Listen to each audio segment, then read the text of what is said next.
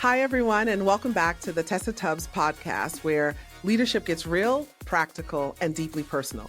I'm your host, Tessa Tubbs, and I'm so glad you're tuning in. Today's guest is someone I deeply admire, Gavin Naimer, founder and president of Granite International Executive Search, a boutique firm serving the insurance industry. Gavin has spent years helping executives navigate high-stakes transitions, and he brings both strategic insight and human-centered wisdom to every conversation. His firm boasts a 90% retention rate on placements and is known for building long-standing, trusted partnerships. If you're thinking about growing your leadership team or making a move yourself, check them out at graniteinternational.com. That's Granite, INTL.com. So, Gavin, thank you so much for joining us today. We're excited to have you on our show. Thank you for having me, Tessa. It's a real pleasure to participate on this. So we're diving into something most of us wrestle with at some point in time, which is how do we lead our careers instead of letting them lead us? So many leaders today are asking big questions about purpose, pace, and priorities. Gavin's insight will help you unpack those questions for yourself. So let's jump in. Gavin, you've held a range of roles and supported countless executives through turning points in their careers. When you think about managing a career with intention, where does that journey really begin? So that's a great question, Tessa. And the one thing that we often recommend, and we've seen leaders be very successful at, is starting with what gives each leader. So if I'm speaking to a leader, it's what gives you joy. Where do you find satisfaction in the roles that you're in, and where do you want to focus? So I think there's a tendency for people, especially earlier on, to pursue careers or pursue progression in companies because they think it's where they should be going. And I think it's important to be able to take a step back and say, what do I enjoy and where do I want to go? That will help. That's really important. So to our listening audience, I want to invite you to take a beat, maybe grab a notebook or open your notes app and ask yourself, what actually satisfies you in your role? What's energizing? What's draining? You don't have to fix it yet. We just want you to name it. So Gavin, as you talk about, I think for all of us, particularly when we start in our careers, it's just, hey, this is the pathway. That's what you do. You go do it. But you've worked with leaders who feel stuck, who feel pressured to keep climbing, or even when the summit doesn't feel right anymore. What advice do you give most often when someone isn't sure of what's next? So I think there's an opportunity to step back and, again, reflect on where your interest lies, but also to be able to talk to other people in your profession, to explore how they've managed their career, the decisions that they have made. I often find that is something that they can draw on and becomes very helpful. And, I think about, and I've seen many instances where people will pivot to again go in the direction where, and especially in my area in the insurance field, where there's ample opportunity to keep pivoting where you see a better fit. And I think it's being able to step back and keep in mind a number of things. One, where your passion is, where the company, where your skill set is going to be needed, and where the growth areas of the company are as well. So keeping all those factors in mind. That's great advice. And it resonates for me personally. I remember earlier in my career, it's probably my late 20s, working for Citibank in New York. And, everything in that time, I was, going up the career path in human resources. And it was like the space to be in was compensation. And that just wasn't a space that brought excitement or passion. It wasn't where my skill sets lied. And there was an area of HR that was less popular, less trendy, and it was around talent management, talent development. But that's where I had passion and where I had a lot of interest. And I was excited by that. And I had an opportunity from Citigroup to go into executive comp And it was like, oh, you're just foolish if you don't take this role. This is where everyone's going. This is a direct path to the top. And I just, to your point, fortunately, I had the balance of listening to my inner voice. And as you mentioned, talking to other people to get guidance and advice and realize like, as much as that pathway seems like it's the way to go, it just wasn't the way to go for me. And I chose the talent management, talent development path, and it has so served me over the course of my careers. I have since learned through assessments and other things. Part of it was I don't have good attention to detail. So I probably wouldn't have been a very good compensation person. But my strengths lie in being strategic and futuristic. My strength lies in helping people unpack their hopes and dreams. So talent management and talent development made a lot more sense, even as I did the science behind who I am, which came later. So I think what you're talking about, I think our listeners, this is important for you as well. And maybe you've chased a title because you thought you quote unquote should, or maybe you've lost sight of what actually lights you up. Take this time to reflect on a time when you pursued alignment instead of achievement and what changed for you. So I I love this bit of passion, strengths, where the organization is going, where you can find alignment. But life isn't always neat and packaged and simple like that. So I'd like to talk a little bit about grit. What happens when what you want feels rare or just out of reach? And how do you define good enough in that moment? I always feel like a good first step is having those conversations with your manager, those regular reviews, the regular conversations to outline your objectives for your career, your interests, and it's always a chance for that leader to validate or advise if you're not aligned. So I think that's a great first step from within the company.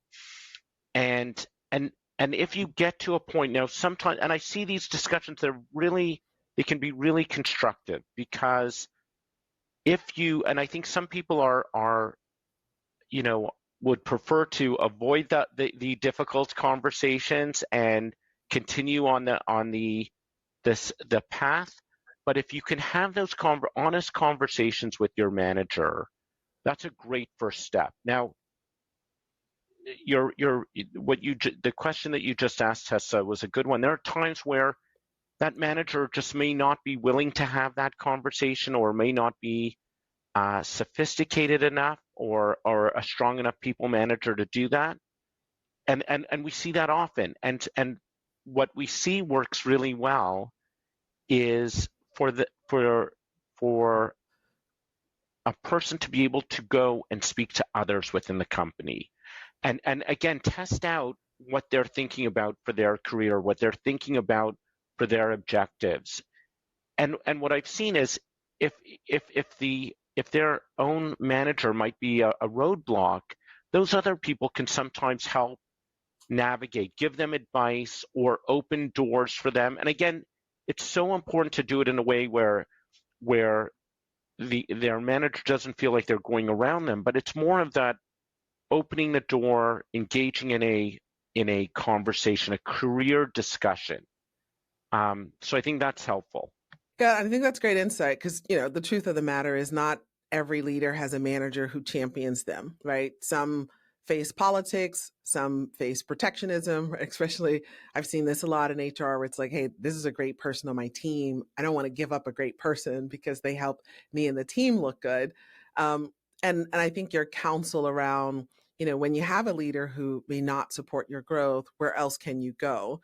And whether that's to other people inside of your organization, but I'm curious to get your thoughts as well. For me, I found it's also important to have relationships in a network outside of your organization. Some of our listeners aren't working in multinationals filled with, tens of thousands of people. They may be in a 200, 300 person office or 20 person office, right? So there may not feel like there's political or psychological safety to have those conversations, but they still need some place to go to talk and get guidance around their careers. What have you found are ways that they can build those relationships if they don't have them outside of the organization, and other tactics you counsel people to explore? That's great. And we started talking about the internal discussions, but it's great to pivot to the external. So there's a couple of things that I would recommend. Number one, the people that you worked with in the past are often great people to have conversations with, to be able to brainstorm and have those broader career discussions. And I've found I found that to be always very, very helpful. The other piece that I would say is, and this is something that we see in the searches we do, the trading partners. So if you're in a key sales role, the people that you're selling to, or whatever those partners are, will often have great insights on the market and opportunities, and will know what other companies are doing and how they're hiring and the types of roles that they're hiring for. So again, it requires a little bit of thoughtfulness and how you position yourself, because you don't necessarily want to put yourself out there, depending on how well you know and trust the person you're speaking to. But it's a great way to gather information, and it's a great way to plant a seed so that people know that maybe they should keep you in mind if the right opportunity comes. I think that's fantastic advice. And I just want to invite our listening audience, if this hits close to home, you're not alone. I would encourage you to really, as Gavin is talking about, think about what you can control. Who maybe, whether they're inside your organization, in your direct chain of command, or outside of that, who can help you grow. And as Gavin's mentioned, how to be thoughtful about that, reach out, ask questions, build that bridge. And for those who may say, I don't have anyone inside or outside I can talk to, that's the first starting point, is how do you broaden your network? Because we will need others along the journey with us to have the kind of careers we desire. And Gavin, as you know, career decisions aren't just professional, they're deeply personal. And so how do you guide leaders in bringing their families into the decisions before they're at the point in which they need to make a decision, whether to leave or stay or take on something broader in responsibility? Yeah, great question, Tessa. So often in the work that we do, where we are recruiting global roles and broad regional roles, it will sometimes require a relocation or a big change to the family. And the one thing that, again, we've seen work very well is when the person considering a role is involving their partner and the family a little earlier than later. Right. Earlier to be able to have time to absorb the information, ask questions, engage. If what we have found is when candidates considering roles start that conversation a little bit later, it can become a little bit more overwhelming for the family to absorb those decisions. And I think it's also great to get insights from others, right? So again, really important to speak to the people you trust and keep that circle relatively small, but know who those people are. And I feel fortunate that often when senior leaders are considering a role, even if we might not even be involved and they could be dealing directly with the company, right, they'll reach out to us because they know that they can trust me, and we've built a long-standing relationship. So here I am, an executive recruiter, and I'm sometimes in that role. But I'd say to take that step back and to think about the people in your circle that you can trust, and be able to run those ideas by them. Yeah, I think that's spot on. As you talk about that, it makes me think of times where I've been in-house with an organization and hiring an executive, and we're at the point we're making an offer, and now that executive, right, like they go home to talk to their family about it, and suddenly there's a lot more complexity, right? So we've been in this multi-month courting process. We're ready to sign the deal, and suddenly that executive underestimated, right, impact on family, or underestimated how the home front would respond, or the willingness to move. And what we thought would be, a couple of weeks of decision making, starts to become an ask of months, because that executive now needs to take their partners or their family members along the journey, which can be quite challenging, right, on both sides of the equation. But I haven't just experienced it as an organization trying to hire top talent. I've experienced it myself as well. There's an opportunity that often comes up in my household, where it was an opportunity to move from Texas, where we are now, to Northern California.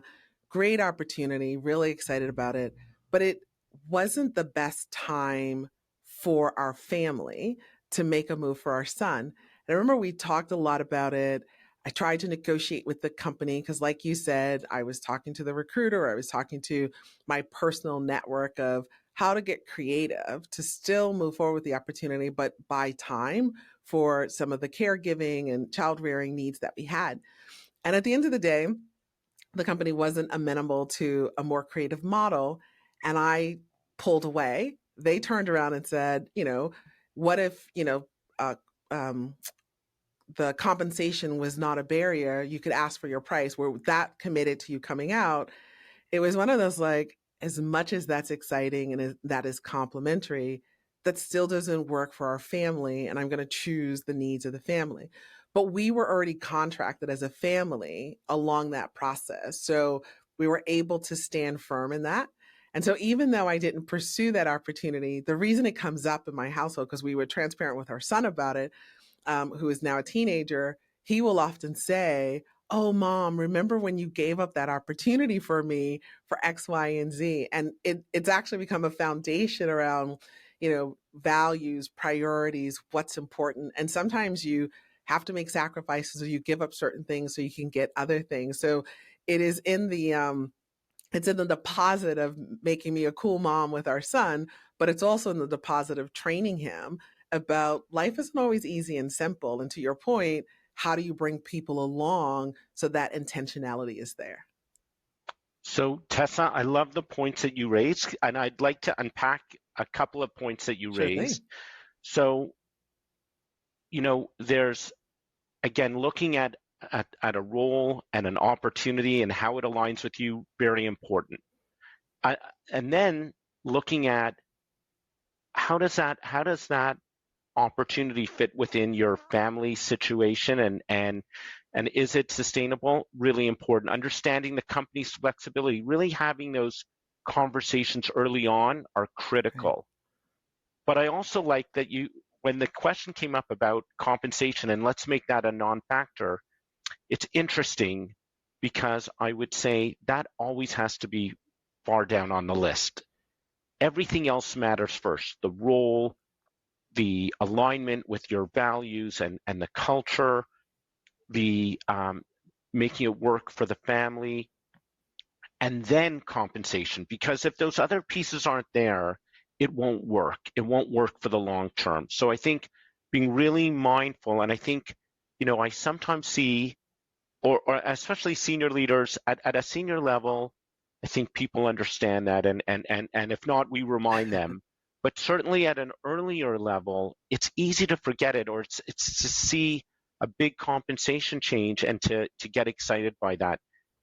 I always encourage both clients and candidates to really focus on the fit with the role, the long-term growth potential. All those pieces are really important. Only when all of those elements are met should we focus on comp. And I remember once one of our hiring managers said, well, if compensation is the only thing, let's really make that very attractive. I said, but then it won't be sustainable. So I think those are good reminders. Yeah, and I think to your point, right? Like we can't skip the practical stuff, right? So compensation plays a role, and these days, return to office expectations can play a role in someone's decision making. But to your point, even though money matters, we can't let it be. It needs to be part of the picture, but not the whole canvas. And I think the message to our readers here is, for those who are in the process of considering opportunities or what's next, what would enough look like for you? Not just financially enough, but how your life actually feels day to day, right? To your point, are you tapping into passion? Are you a part of a team that you enjoy being a part of? Are you doing work that builds your skill set or leverages your strengths? Are you contributing? Maybe the work you're doing helps to contribute to society in a bigger way. Maybe it's a team dynamic in a bigger way. But I think to your point, tapping into those intrinsic values and not just myopically focusing on the extrinsic ones that aren't sustainable and can shift and change. But those, if we get the intrinsic ones right, it's easier to weather the storm when there's fluctuation in the extrinsic ones. That makes great sense. And I'd love to give a couple of examples, even as we talk about the journey and decisions that people make. I was thinking about a couple of examples. So I'm thinking about a former CEO, big global CEO, and he had left his company and was looking at different opportunities, and there were opportunities at even bigger companies to be that next CEO. And then there were other opportunities, again, challenging and dynamic, but not necessarily that CEO title or the obvious next step. And I saw, we went through the discussions and we went through the analysis, and he came to the conclusion that the growth-oriented role that was going to allow him to really support and enable the leaders to be successful in a challenging role, but not necessarily the one that earlier in his career he probably would have pursued, because he was doing what he wanted to do at a certain point. And I think that that's really empowering and a great long-term decision. I'm curious to get your thoughts around this because, both in the examples I gave about my journey, the example you just gave about the CEO, it's very different, the options you have when you're at the latter part of your career, when you're at the upper end of the pyramid, right? When you have more, it's a catch-22. Like as a pyramid is shaped, there are fewer roles at the top and more people, but you actually have more power and more optionality and more room to negotiate when you're at the top than you do when you're at the bottom. And so I think a lot of what we've been talking about, it makes sense for the long-term play. But what happens when sometimes you do need to take that in-between role that may not tap into as much passion, and maybe you're doing it just for 3 years because it positions you, it gives you the skill set you need, it helps you cross over that financial threshold. Sometimes there's the middle decisions that need to be short-term in nature because they are facilitators for the longer term play. I'm curious how you coach leaders as they navigate where sometimes you got to give up a little bit of your, preferred and ultimate desired state in order to get to that preferred and desired state. Yeah, and so I will give you my coaching advice and my own personal experience. I think that's a good point. I think that sometimes as I am speaking with a leader, they've come to the conclusion that they really want to shift into a different area, and an area that will require them to take a step back or maybe a lateral move.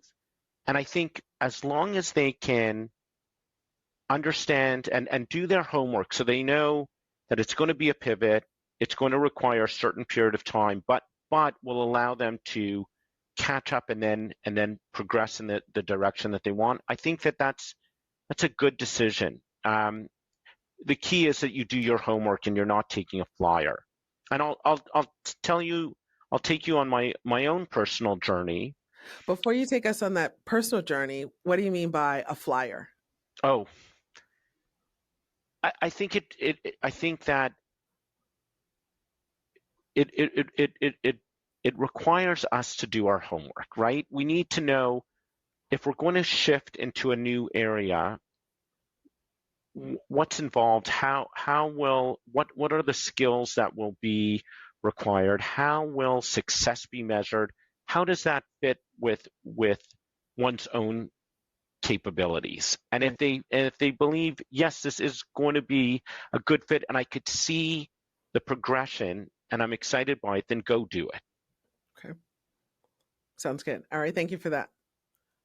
So your personal experience. So my own personal experience was so this is now quite a few years ago, but I was an insurance litigation lawyer, and I enjoyed it, but I didn't see myself doing it for the rest of my career.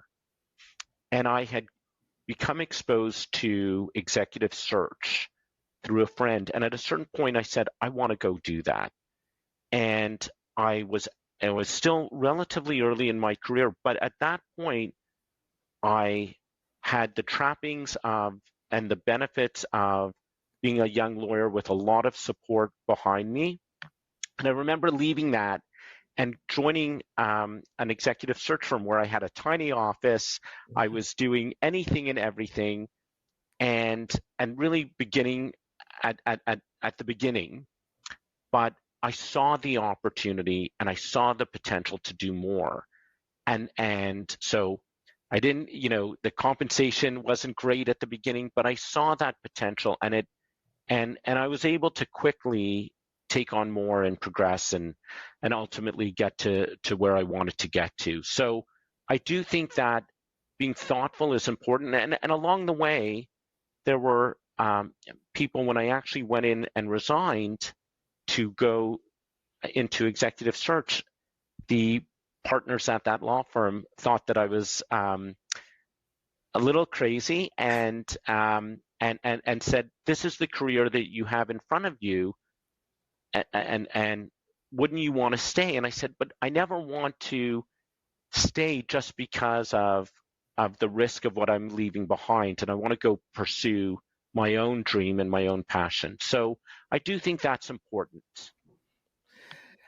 I love that story. And when you talk with leaders, like you said, who are interested in maybe exploring something different or making a pivot, whether it's lateral or what have you, or maybe even a step back, and even the shift you made, talk to our listeners a little bit about what that looks like or how that feels differently when you're, young, single, no responsibilities, when you're married or partnered up and no kids, but when you're, a bit more entrenched in life with preset, overhead and, a lifestyle that requires a certain something. Like, how do you balance the trade-offs in those pursuits? And is it ever too late?